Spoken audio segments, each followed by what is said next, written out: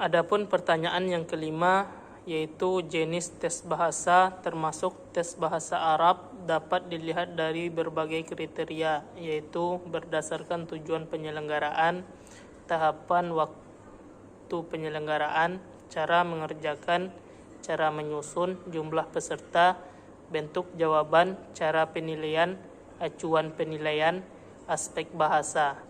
Dan berdasarkan cara penyusunan, jelaskan 5 diantaranya dan beserta contohnya. Yang pertama yaitu tujuan penyelenggaraan.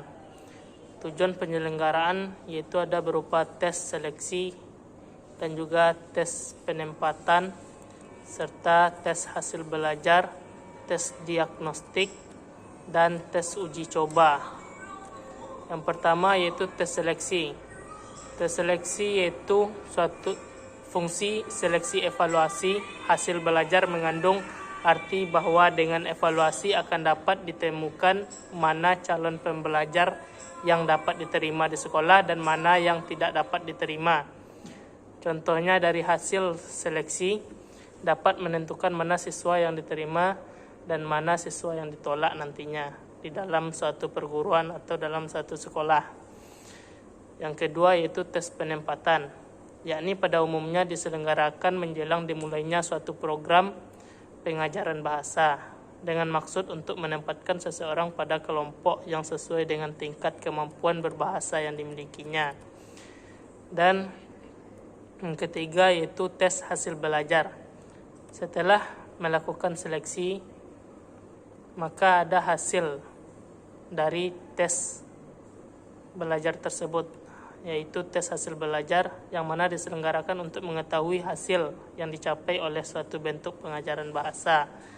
Hasil tes yang diungkapkan melalui tes hasil belajar dapat mengacu kepada hasil pengajaran secara keseluruhan pada akhir penyelenggaraan atau yang lainnya.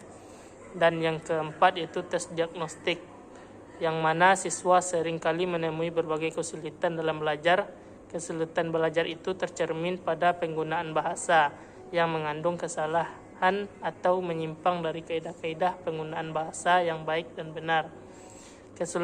Kesulitan itu terlihat pada saat mengerjakan tes bahasa, khususnya kesalahan yang bersifat mendasar. Dan yang kelima yaitu tes uji coba, yang mana tes ini diselenggarakan untuk mengetahui apakah suatu perangkat tes bahasa yang masih dalam tahap penyusunan memiliki ciri-ciri tes yang baik dalam artian yang luas. Adapun yang kedua yaitu tahapan waktu penyelenggaraan, yaitu ada tes masuk dan juga ada tes formatif dan juga tes sumatif.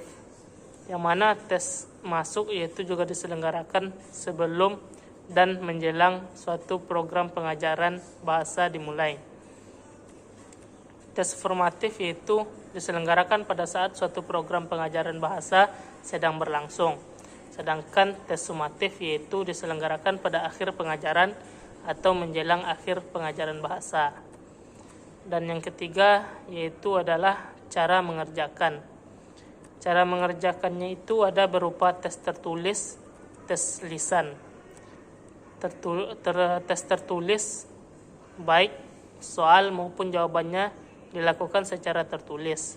Sedangkan tes lisan penyelenggaraan ini baik pertanyaan dan terlebih jawaban dilakukan secara lisan.